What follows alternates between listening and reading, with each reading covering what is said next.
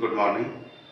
In previous lecture, we have discussed about electric field lines, their properties, and how can we draw electric field lines.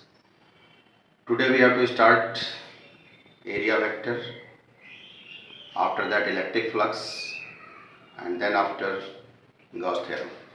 So let us start here, area vector. See here, first term.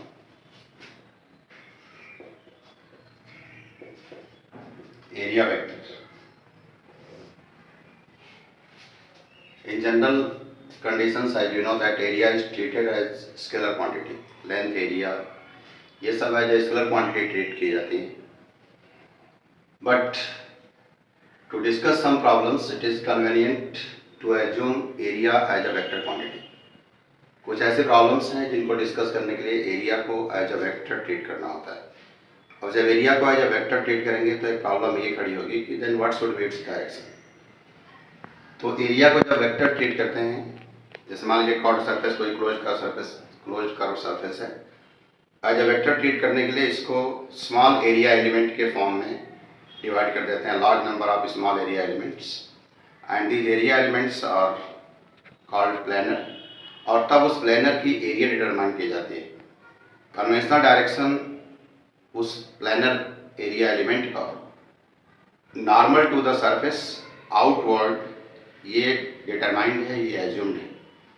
So here we can say that in general condition area is scalar, but to discuss some problems, in general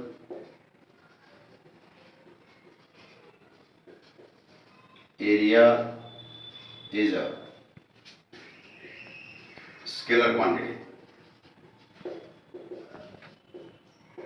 but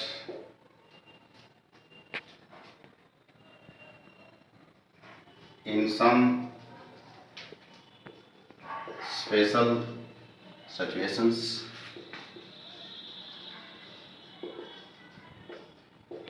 it is convenient to treat area as a vector quantity.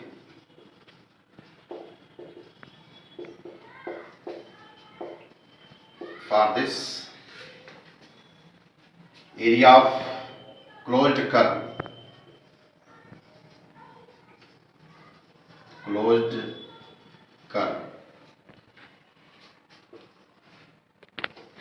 surface is divided into large number of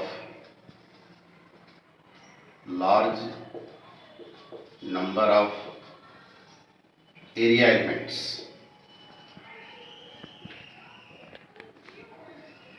Each area element is called a planar. ये है in general area scalar quantity है, लेकिन कुछ special cases हैं, कुछ special problems को solve करने होते हैं. then it is convenient to treat area as a vector quantity, and for this area of closed curved surface divided into large number of area elements, each area element is called a planar. Now we have to take or determine conventional direction of this planar area. So conventional direction, see here, conventional direction of planar area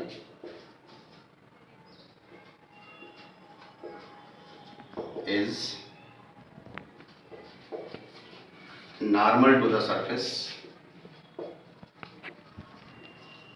अब जब normal to the surface लेंगे तो यहाँ दो situation होगा, either inward और outward. So bye convention direction is assumed normal outward.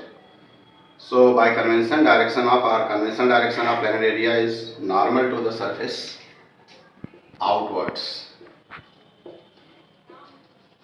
ये इसका डायरेक्शन है.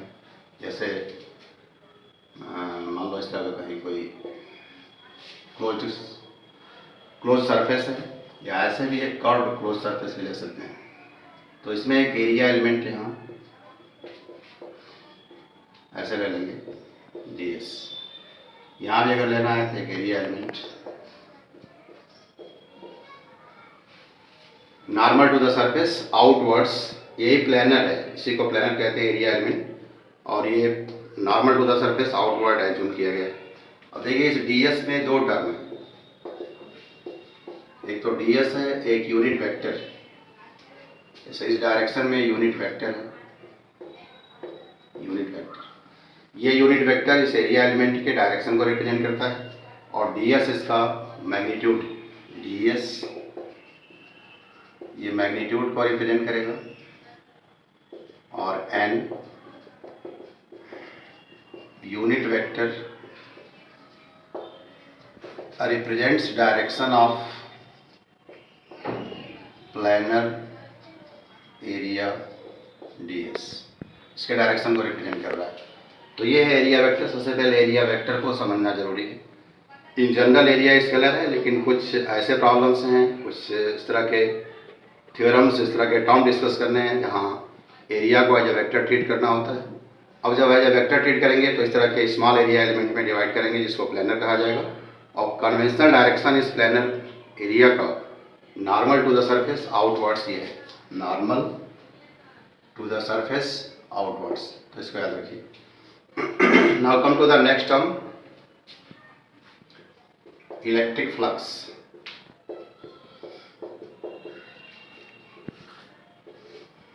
देखो फ्लक्स का मतलब वैसे तो फ्लो होता है। Electric flux electric field line के टर्म में डिफाइन किया जाता है।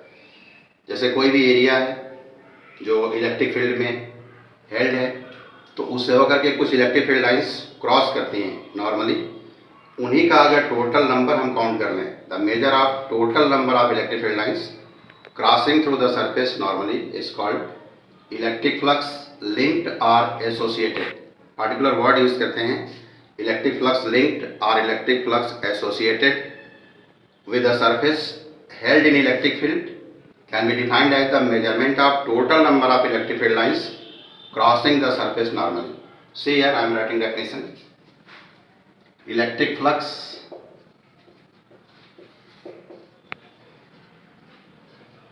linked with any surface held in free space, sorry, held in electric field, not free space, held in electric field can be defined as the measure of total number of electric field lines crossing the surface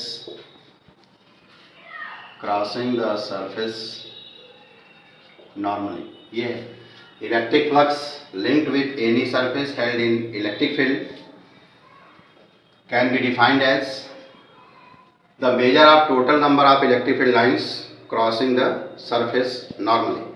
It is represented by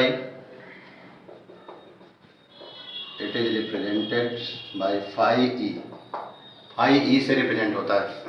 अब तो ये definition हो गया जिसमें measure of total number of electric field line की बात हम लोग कर लिए।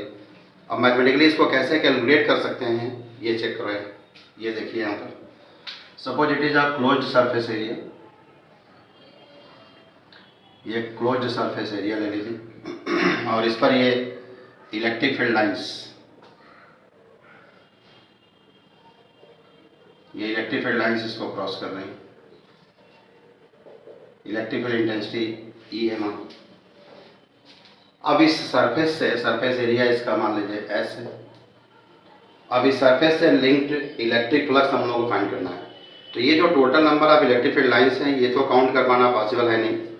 मैथमेटिकली ये देखा गया कि ये जो total number of field lines हैं वह इलेक्ट्रिक फील्ड की इंटेंसिटी और एरिया के मैग्नीट्यूड दोनों के प्रोडक्ट के प्रोपोर्शनल होती हैं। कंडीशन ये है कि दोनों सेम डायरेक्शन में लाई करते हैं। जैसे मान लीजिए अगर आप यहाँ एरिया एलिमेंट कोई लेते हैं, प्लेनर एरिया, ये ds हो जाएगा एरिया वेक्टर, और इन दोनों के बीच का एंगल ले लो थीटा, इलेक्ट्रिक फील्ड और ds के बीच का एंगल ये ds। अब कहें कि दोनों सेम डायरेक्शन में होंगे तब दोनों के प्रोडक्ट के प्रोपोर्शनल होगा number of electric field lines. तो इस इलेक्ट्रिक फील्ड का एक कंपोनेंट इस डायरेक्शन में लीजिए, देखिए कंपोनेंट होगा E cos थीटा। अब इन दोनों का प्रोडक्ट लेंगे, इसी के प्रोपोर्शनल होता है electric field lines. So electric flux, see है electric flux linked with area element ds, इसको d phi e लिख लीजिए, और ये हो जाएगा E cos theta into ds। अब इसको हम लोग ऐसे लिख सकते हैं वेक्टर फॉर्म में, या ऐसे लिखो E ds cos थीटा और vector E dot vector ds। ये हो गया इस planar area small area element से लिंक्ड इलेक्ट्रिक फ्लक्स का value E dot ds। Now total electric flux phi E find करने के लिए टोटल फ्लक्स के लिए इसी को इंटीग्रेट कर लेंगे, E डॉट ds को, सरफेस एरिया S है, और अगर एक क्लोज सरफेस है तो यहाँ एक सर्कल ड्रॉ कर देते हैं। अब ये जो E dot ds surface area S पर लिया गया है, एक सर्कल बना हुआ है, इसको कहते हैं surface integral of electric field over closed surface. तो इलेक्ट्रिक फ्लक्स का ये भी डेफिनेशन हो गया, electric flux linked with any surface can be defined as the surface integral of electric field over that surface. So it will be value of electric flux mathematically. Now let us see some conditions related to this electric flux. E dot ds phi e, देखिए phi e का ये value आया था, phi e surface integral of electric field over this close surface S। यहाँ dot product आ रहा है, dot product आपको पता है कि डॉट प्रोडक्ट से जो क्वांटिटी मिलती है वो स्केलर होती है। तो एक टर्म तो यहाँ आ गया कि इलेक्ट्रिक फ्लक्स कैसी क्वांटिटी होगी, electric flux is a scalar quantity. You should remember the term, it is a scalar quantity because its value is E dot ds, मतलब दो वेक्टर क्वांटिटीज के डॉट प्रोडक्ट के इक्वल है, इसलिए scalar quantity हो गया। What will be unit of phi. अब देखिए यूनिट में इलेक्ट्रिक फील्ड, जैसे फाई का वैल्यू ई एस, अगर एंगल है तो ई एस कॉस थीटा ले लेंगे। ई का यूनिट है न्यूटन पर कूलम और एरिया का metre square, that will be newton metre square per coulomb. Electric field का एक और यूनिट होता है, आगे हम लोग पढ़ेंगे, volt per metre. So it will be unit of phi E volt per metre into metre square, that will be volt metre. तो वोल्ट मीटर भी इसका एक यूनिट है। यहाँ से आप चाहें तो डायमेंशन पुट कर सकते हैं,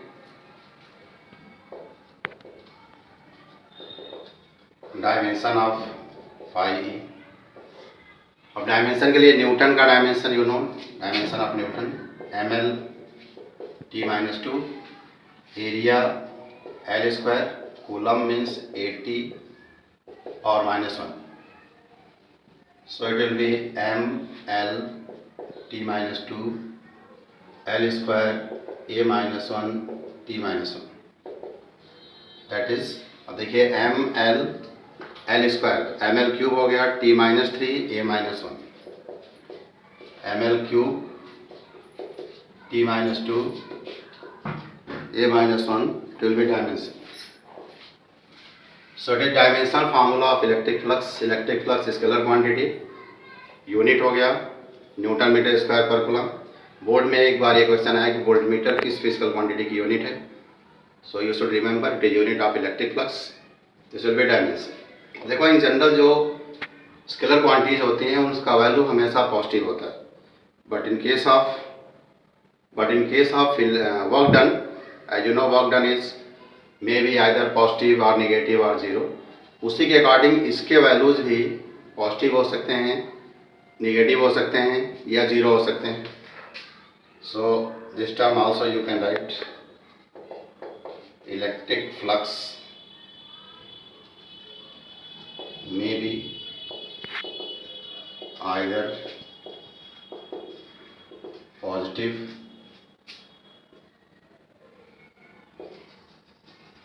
negative or zero depending upon the situation. If theta less than 90 degree, then you know angle lies in first quadrant, cos theta will be positive, then phi e will be positive. And if theta greater than 90 degree, then phi will be negative, and if theta is equal to 90 degree, then phi e will be zero. So these are three conditions. In all these three conditions, either electric flux will be positive or negative or zero. Now come to next term,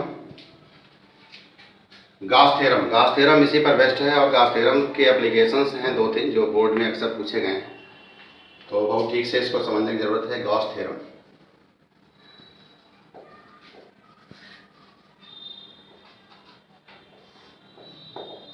इस theorem से हम लोग coulomb law को भी derive कर सकते हैं और भी बहुत सारे डेरिवेशंस हैं गॉस थ्योरम। इसका केवल स्टेटमेंट पढ़ना है, प्रूफ इसका आपके कोर्स में नहीं। So first of all we should know about the statement of Gauss theorem. देखो गॉस थ्योरम इलेक्ट्रिक फ्लक्स से रिलेटेड एक टर्म है। गॉस थ्योरम में दो चीज़ें आपको ध्यान में रखनी होंगी कि जैसे एक टर्म आता है सरफेस के बारे में, तो surface should be closed. Surface जो भी आप लेंगे that must be close surface. और एक चार्ज की बात आती है कि 1/ε0 टाइम्स द चार्ज लेते हैं, तो charge must be inside the close surface, माने उसी चार्ज को लेंगे जो इस सरफेस के अंदर इनक्लोज्ड होगा। ये दो टर्म ध्यान में रखने हैं। Now see what will be statement of this Gauss theorem. Gauss law भी कहते हैं in electrostatics. So according to Gauss theorem, electric flux linked with a closed surface, देखिए सरफेस साथ क्लोज लगा दे, electric flux linked with a close surface held in free space is equal to 1/ε0 times the charge enclosed by the surface। ये इसका statement है। Electric flux linked with a close surface held in free space is equal to 1/ε0 times the charge enclosed by the surface। Suppose it is a closed surface encloses a charge q held in free space, then according to Gauss theorem,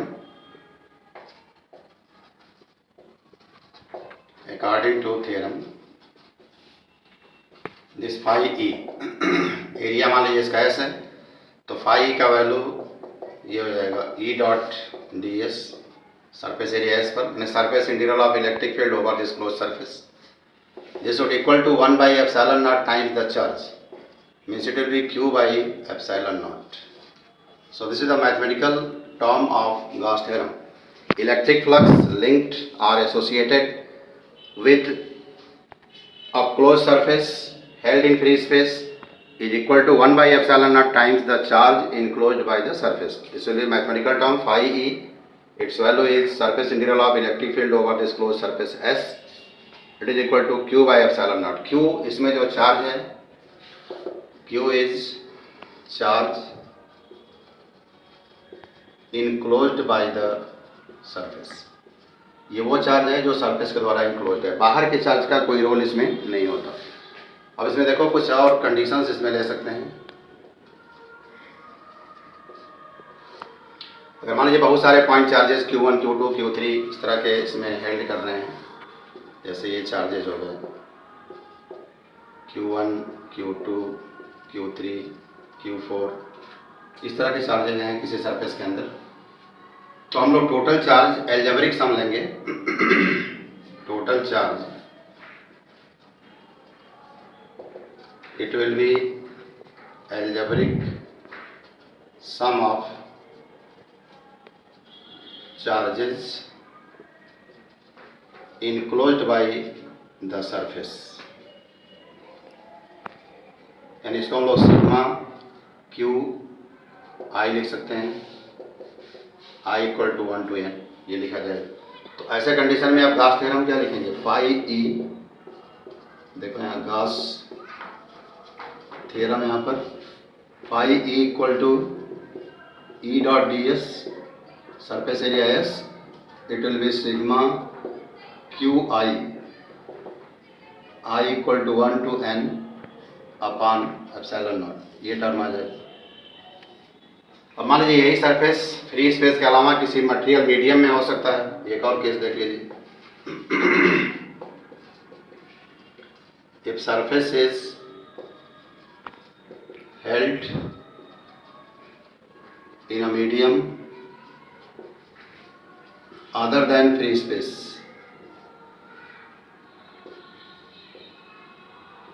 इस medium का dielectric constant, dielectric constant मान लो के, या relative permittivity और relative permittivity मान लीजिए epsilon R. तो फिर ऐसे कंडीशन में according to Gauss theorem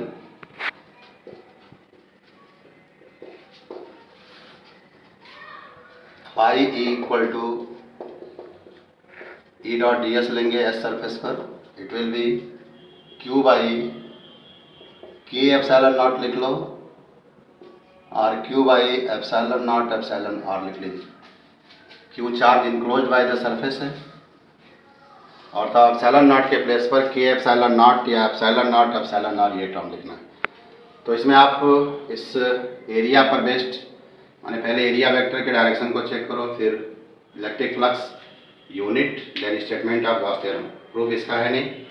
and in next lecture we will discuss about Gaussian surface, then how can we apply Gauss theorem to find electric field due to point charge or infinite plane sheet etc. तो next lecture में उसको discuss करते हैं। Thanks.